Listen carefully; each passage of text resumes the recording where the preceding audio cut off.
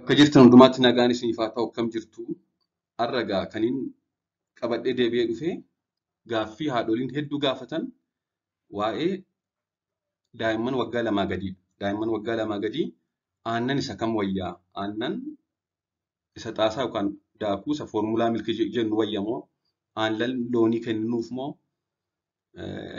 isa kam wayyaa? Aannan daakuu moo yeroo kenninu of eeggannoo akkamii gochuu qabna?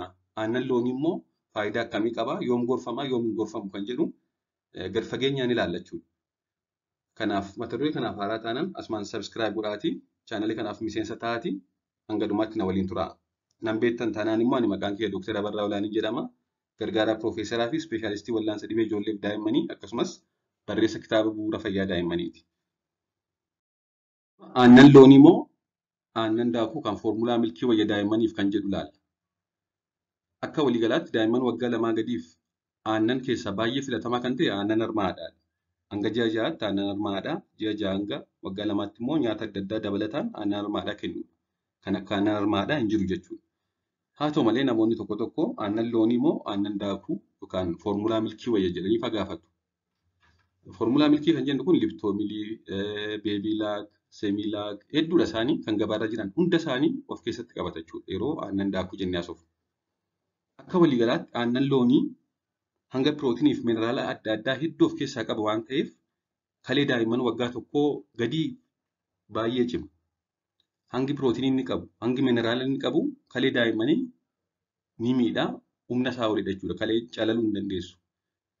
Pirootinii danuun aannan loonii keessa jiru marrimaan daa'immanii ni madeessa. Pirootinii hedduu qaba. Pirootinii as keessa jiru kun immoo marrimaan daa'ima waggaa tokko gadi ni madeessa. Ijaan arguu baannullee ni dhiigsa jechuudha. Dhiigsuudhaan kan ka'e dhiigni sun bobbaa isaaniidhaan ba'a. Ijaan hin arginu osoo maayikirooskooppiidhaan ilaalle garuu ni argama. Kanaaf hanqina dhiigaaf isaan saaxila. Dhibee hanqina dhiigaa godhatu jechuudha. Akkasumas aannan loonii kaalsheemiin kan badhaadhedha. Kaalsheemii hedduu of keessaa waan qabuuf kaalsheemiin immoo akka ayireeniin ofitti hin fudhatamne godha. Nyaanni kaalsheemii qaban hedduun isaanii akka soorata keessaa ayireeniin gara qaamaatti hin fudhatamne ittisa jechuudha. Kaalsheemii hedduu waan qabuuf akka ayireeniin qaamatti hin fudhatamne taasisa. Akkasumas aannan loonii kanneen akka ayireenii fa'aa, vaayitaamin C fa'aa kan daa'imaaf barbaachisu ga'aa hin qabu. Kanaaf ayireeniin dhibuun ayireeniin soorata keessa jiru immoo akka gara qaamaatti hin fudhatamne kaalsheemii aannan keessaan ittifamuun garaachi daa'immanii sababa pirootinii aannan keessa jiruun madaa'ee dhiiguun waliigalatti daa'imman waggaa tokkoof aannan loonii kennuun hanqina dhiigaa yookaan hir'ina dhiigaa sababa ayireeniin dhufuuf isaan saaxila jechuudha. Sababa kanaaf egaa hanga danda'ametti yoo danda'ame daa'imman waggaa tokkoo gadiif aannan loonii kennuun gaarii miti. Kanaaf aannan yoo kennuu barbaanne aannan foormulaa milkii yookaan aannan xaasaa kennuudha ijoollee waggaa tokkoo gadiif aannan harmaadhaan dabalata. Malee aannan loonii daa'imman waggaa tokkoo gadiif hin gorfamu hanga danda'ametti. Kana jechuun daa'imni yoo aannan qofa dhugatee aannan loonii qofa aannan sana dhiisee rakkoo hanqina nyaataa godhatu jedhaan jiru. Yoo danda'ama ta'e aannan harmaadhaa hanga ji'a ja'aatti, ji'a ja'a hanga waggaa tokkootti immoo nyaata dabalataas nyaata aannan harmaadhaatti fufuudha. Yommuu aannan kennuufii barbaadanii aannan foormulaa milkii kennuufidha. Aannan xaasaa malee aannan loonii miti. Dabalataan immoo waggaa tokko hanga waggaa lamaa gidduuf warra jiraniif immoo hanga waggaa tokkootti daa'immaniif aannan loonii kennuun gaarii miti. Waggaa tokko hanga waggaa lamaaf warra jiraniif immoo aannan loonii kennuu ni jalqabna. Yeroo isaa waggaa tokko ta'an. Haa ta'u malee guyyaatti liitira tokko guutuun qabu 750 ml jechuun liitira walakkaa oliidhaan liitira tokko gadidha. Yookaan burcuqqoo lama jennee fudhanne wayya. Guyyaatti burcuqqoo lama caaluu hin qabu. Akkasumas baay'ina isaa qofa miti. Bishaan xiqqootti dabaluu qabna. Aannan burcuqqoo tokkotti bishaan siinii tokkotti dabaluu. Akkasumas immoo waliin danfisuu. Erga bishaan itti daballee waliin danfisnee pirootiiniin aannan sana keessa jiru akka inni marrimaan daa'imaa hin miine goone erga danfisnee qabbanaa'ee booda akka isaan dhugan gochuu. Kanaafuu hanga waggaa tokkootti aannan loonii daa'immaniif hin gorfamu. Waggaa tokko hanga waggaa lamaatti guyyaatti burcuqqoo lama caaluu hin qabu. Akkasumas bishaan xiqqootti daballee waliin danfisnee qabbaneessinee kennuufi gorfama jechuudha. Waggaa lamaa booda garuu aannan loonii dhala namaaf baay'ee gaariidha. Aannan loonii kaalsheemii hedduu qaba. Kaarboohayidireetii, pirootinii, cooma, full diet jechuudhaan beekama. Aannan loonii nama waggaa lamaa oliif daa'imman waggaa lamaa olii dabalatee namoota gurguddoo fi nyaata waan hundumaa of keessaa qabu jedhamee waamama. Kanaaf ni gorfama jechuudha. Sirriitti yoo argame dhuguudhaa nyaachuudha jechuudha. Akka waliigalaatti waa'een aannan loonii kanadha. Waa'ee aannan daakuu immoo kan maatiin beekuu qaban qabxiiwwan gurguddoon jiru. Aannan daakuu kan foormulaa milkii yeroo daa'immaniif kennu wantoota maatiin beekuu qaban. Kan jalqabaa aannan daakuu kun gosa hedduu jira. Gosti inni kun gosa isa kana caalaa gaariidha kan jedhamu hin jiru.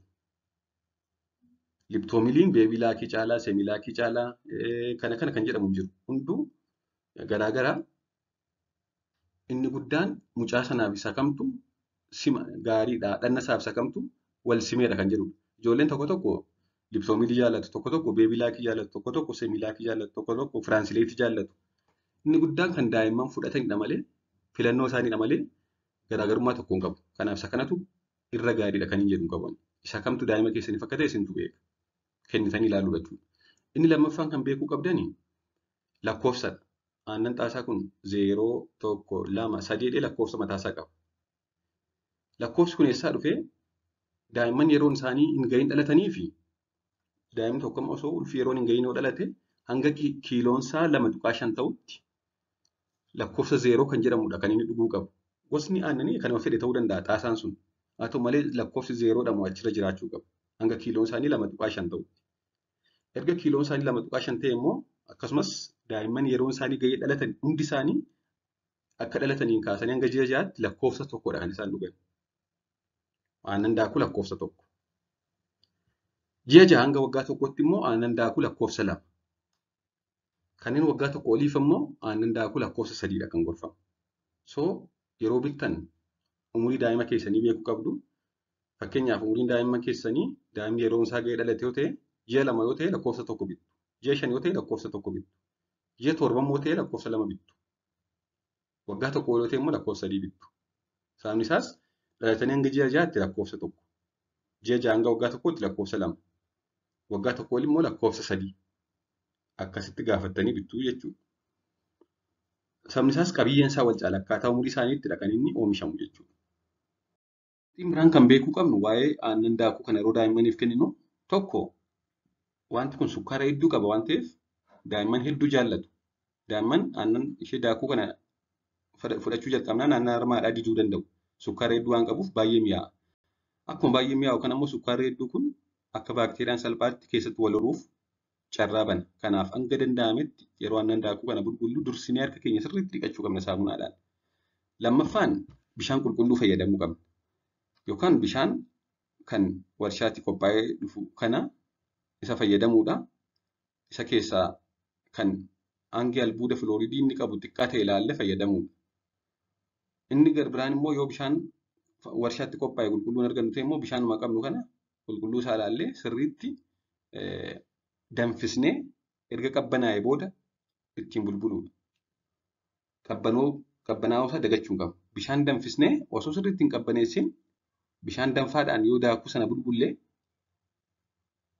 daakuu aannanii sana keessa vaayitaaminoonni bishaan ho'aadhaan danfaan yookaan ho'inaan dhabamsiifamu jiru. Vaayitaamin C daakuu sana keessa jiru tajaajilaan ala ta'a jechuudha.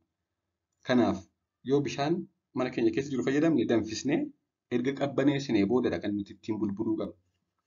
Bishaan ho'aadhaan daakuu foormulaa daakuu yookaan aannan daakuu bulbuluu hin qabnu jechuudha. Here's how to make a bottle of formula milk up for your baby.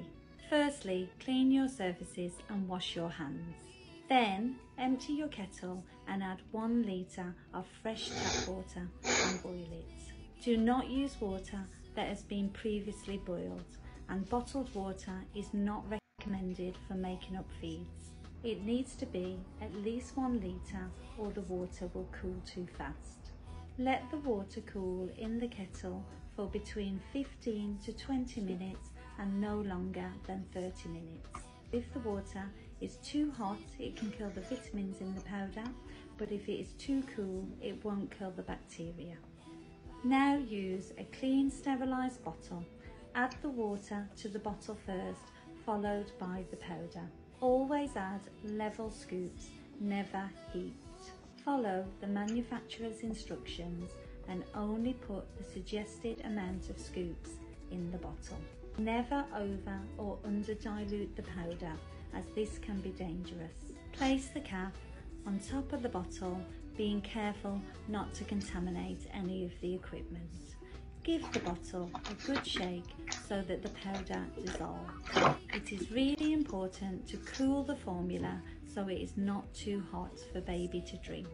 Cool the formula by holding the bottom half of the bottle under cold running water. Test the temperature of the formula on the inside of your wrist before giving it to your baby.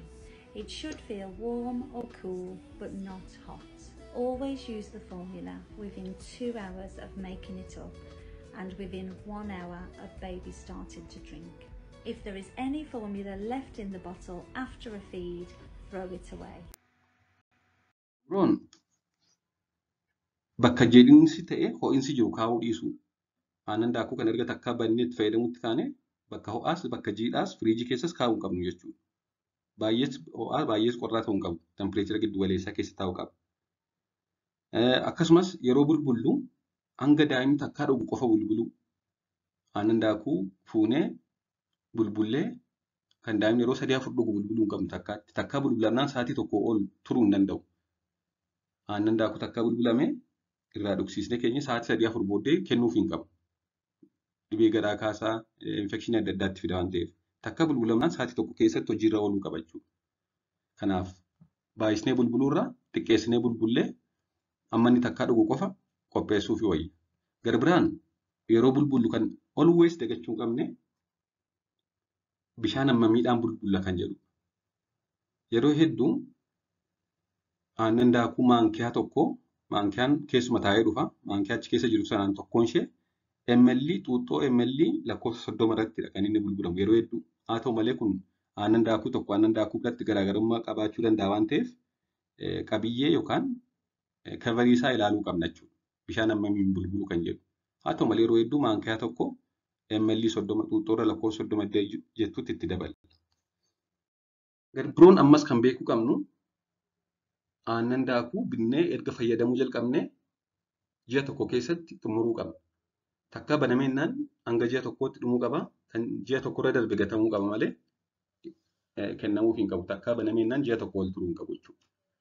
Akkasumas erga bannee fayyadamuu jalqabnee aannan daakuu xaasa sana keessa jiru sana keessaa fuunee meeshaa biraatti kaa'uu hin qabu. Achuma keessa kaa'uu qabna xaasaama sana keessa aannan daakuu sana jechuudha.